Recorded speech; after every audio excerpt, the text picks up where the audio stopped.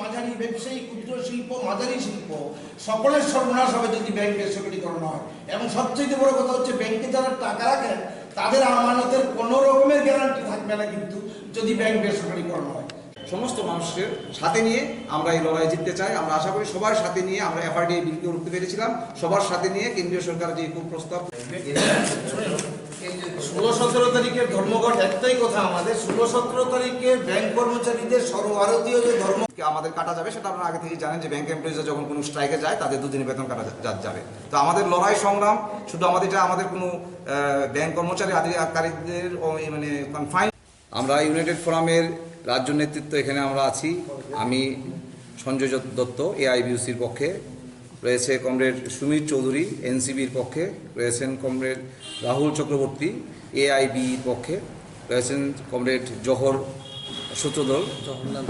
জওহরলাল দে বেফাইয়ের পক্ষে, এবং তপন সূত্রধর এআইবিও এর পক্ষে। আমরা কেন আজকে আপনাদের মাধ্যমে সারা রাজ্যবাসীর কাছে আমাদের বক্তব্য তুলে ধরার জন্য এসেছি, কারণটা হচ্ছে ইতিমধ্যে আপনারা সবাই জানেন যে আগামী 16 এবং 17 ডিসেম্বর অর্থাৎ আগামীকাল এবং পরশু সারা ভারতব্যাপী ব্যাংক ধর্মঘট। কেন এই ব্যাংক ধর্মঘট ডাকা হয়েছে? কেন্দ্রীয় সরকার গত বছরের যে বাজেট প্রস্তাবনা, এই গত বছরের বাজেটে 2টি ন্যাশনালাইজড ব্যাংকে প্রাইভেট করার সিদ্ধান্ত নিয়েছে। পাশাপাশি এইবারে যে উইন্টার সেশন চলছে, উইন্টার সেশনে ব্যাংকিং রেগুলেশন অ্যাক্টের অ্যামেন্ডমেন্ট বিল 2021 আনার জন্য ওনারা প্রস্তাবনা করে টেবিল করেছে। তার প্রতিবাদে আমরা United Forum of Banks Union সারা ভারতে ব্যাংক ধর্মঘট ডাকা হয়েছে। এই ব্যাংক বেসরকারীকরণের প্রতিবাদে মূলত তার আগে আমরা দেখতে পেয়েছি এই কেন্দ্রীয় সরকার ব্যাংকগুলিকে মার্জার করেছে। মার্জার করে তখন বলা হয়েছিল যে মার্জার করে ব্যাংকের মূলধন বাড়ানো হবে, মূলধন বাড়িয়ে যদি ছোটো ছোটো ব্যাংকগুলিকে একসাথে করা হয় তাদের ক্যাপিটাল বাড়বে বা মূলধন বাড়বে, তাহলে বিদেশি ব্যাংকের সাথে কম্পিটিশন করতে পারবে। সেটা ওদের একটা ফেক কথাবার্তা ছিল। তখনই আমরা বুঝতে পেরেছিলাম তাদের নেক্সট উদ্দেশ্যই হবে ব্যাংকগুলিকে প্রাইভেট করা, ব্যক্তি মালিকানায় তুলে দেওয়া। আমরা জানি যে 1969 সালে যখন ব্যাংক ন্যাশনালাইজড হয়েছিল, তারপর থেকে আজকের দিনে দাঁড়িয়ে ভারতবর্ষের যে ব্যাংকিং সেক্টর, এই ন্যাশনালাইজড ব্যাংকিং সেক্টরে তখন 5000 ব্যাংক থেকে উঠে আজকের দিনে ভারতবর্ষে 1,17,000 ব্যাংকের শাখা রয়েছে। যদি ব্যাংকগুলি প্রফিটে না থাকতো, ব্যাংকগুলি যদি প্রফিটে না যেত, তাহলে এতগুলি ব্রাঞ্চ এক্সপেনশন হতো না। এখন পর্যন্ত সারা ভারতবর্ষের টোটাল রাষ্ট্রেতে ব্যাংকের যে আমাদের যে আমানত, সেটা প্রায় 1,57,000 কোটি টাকা, এবং যেটা আমরা ঋণদান যেটা ব্যাংক শিল্প থেকে, রাষ্ট্রায়ত্ত ব্যাংক থেকে সারা ভারতবর্ষের জন্য করা হয়েছে, সেটা 1,17,000 কোটি টাকা। এখন ন্যাশনালাইজডের থাকার সুবিধাটা কি আপনারা জানেন? ছোট্ট করে যদি আমরা বলতে চাই, যদি এই কিছুদিন আগে আপনারা সবাই জনধন অ্যাকাউন্টের কথা দেখে শুনেছেন, সারা ভারতবর্ষে 40 কোটির উপর জনধন অ্যাকাউন্ট খোলা হয়েছে। এই 40 কোটি জনধন অ্যাকাউন্টের যা খোলা হয়েছে তার 97% জনধন অ্যাকাউন্ট খুলেছে সমস্ত ন্যাশনালাইজড ব্যাংকগুলি। ন্যাশনালাইজড ব্যাংকগুলি পরিষেবা আমরা যদি ত্রিপুরা রাজ্যটাকে ধরি, তাহলে একদম প্রত্যন্ত সাবরুম থেকে শুরু করে কাঞ্চনপুর আনন্দবাজার, যেটা আমরা জানি কাঞ্চনপুর আনন্দবাজার থেকে শুরু করে ধর্মনগর পর্যন্ত প্রত্যেকটা আনাচে কেনাচে এই রাষ্ট্রায়ত্ত ব্যাংকের বা আরআরবি রিজিওনাল রুরাল ব্যাংকের শাখা রয়েছে।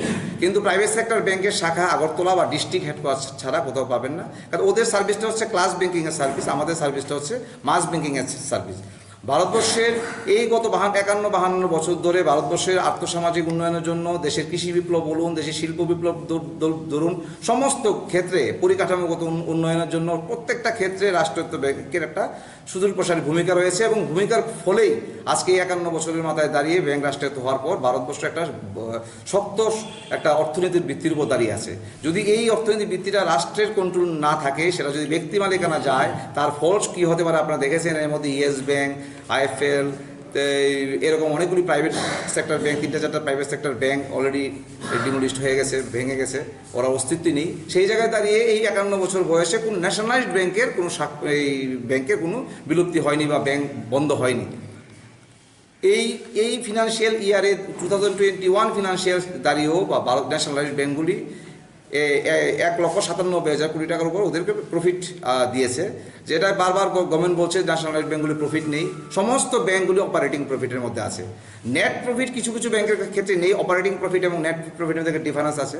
নেট প্রফিট কিছু কিছু ব্যাংকের নেই, সেটা কারণ হচ্ছে ব্যাংকগুলি এনপিএ হওয়া।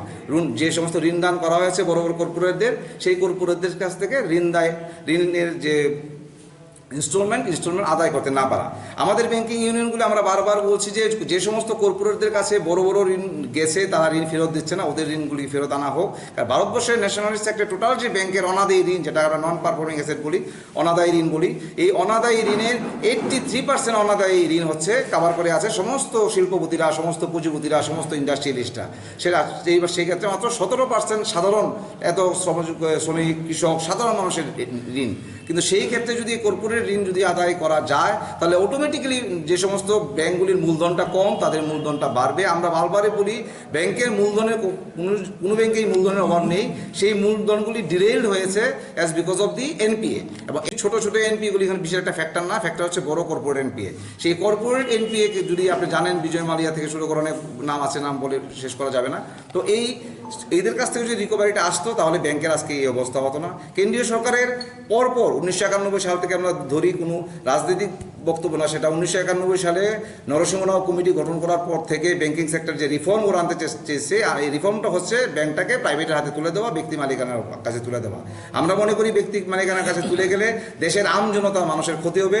তাই আমরা United Forum of Banks union যে 10 লক্ষ ব্যাংক কর্মচারী আগামী কালকে এবং পরশু আমরা ধর্মঘটে যাচ্ছি, আমরা মনে করি এই ধর্মঘটটা শুধু 10 লক্ষ ব্যাংক কর্মচারী আধিকারিকের ধর্মঘট নয়।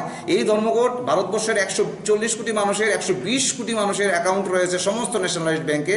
এই 120 কোটি মানুষের আমানত রক্ষা করার, তারা যে সুযোগ সুবিধাগুলি বিভিন্ন প্রকল্পে ঋণ পেয়ে আসছে ব্যাংক থেকে, সেই সুবিধাগুলিকে কন্টিনিউ রাখার যে লড়াই, এই লড়াইকে ত্বরান্বিত করার জন্যই, এই সুবিধা পাইয়ে দেওয়ার জন্যই আমাদের ব্যাংকে ন্যাশনালাইজড সেক্টর হিসেবে রাখতে হবে, সেটা কোনো মূল্যে প্রাইভেট করা যাবে না। এবং ভিজাভিজ আপনারা দেখতে পাচ্ছেন, গত পরশু দিন আগে ওরা দেশের প্রধানমন্ত্রী বলেছেন যে আমরা ডিপোজিটের যে ইন্স্যুরেন্স, সেটা 1 লক্ষ থেকে বাড়িয়ে 5 লক্ষ করে দিয়েছি। কোশ্চেন হচ্ছে, যে লোকটা 50 লাখ টাকার ডিপোজিট থাকবে, তো ওর যদি ব্যাংক যদি ডিসরাপ্ট হয়, তো এই যে লোকটার 50 লাখ টাকার ডিপোজিট আছে, ওকে 5 লাখ টাকা দিয়ে ইন্স্যুরেন্স দিয়ে আপনি কী করবেন?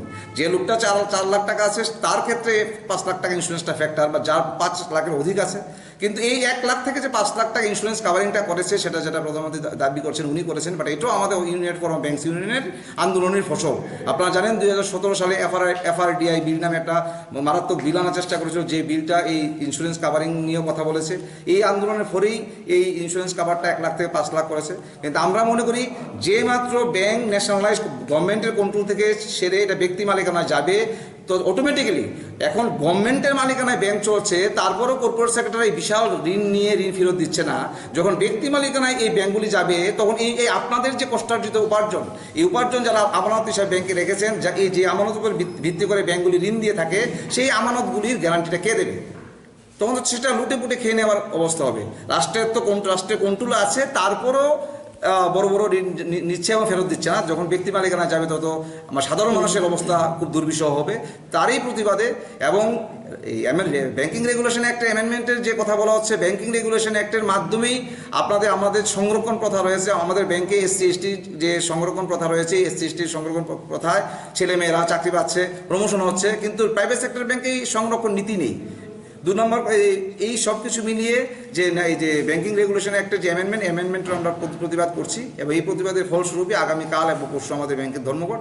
আমরা আশা করি এই ব্যাংকের ধর্মঘট আপনাদের মাধ্যমে আমাদের ত্রিপুরা রাজ্যের কথা আমরা বলি, সারা ত্রিপুরা রাজ্যে 37 লক্ষ মানুষ রয়েছে, ত্রিপুরা রাজ্যের সমস্ত মানুষের কাছে, প্রান্তিক মানুষের কাছে, সবার কাছে বক্তব্য যেতে হবে।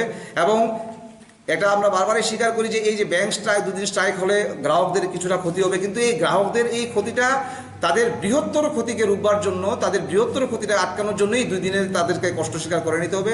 এবং সেটা আপনারা জানেন, টাইমে নিয়ে আমরা বারবারই বলে থাকি, এই লড়াই আমরা করছি শুধু আমাদের 10 লক্ষ কর্মচারীদের জন্য নয়, এই লড়াই ভারতবর্ষের 120 কোটি মানুষের জন্য আমাদের এই লড়াই।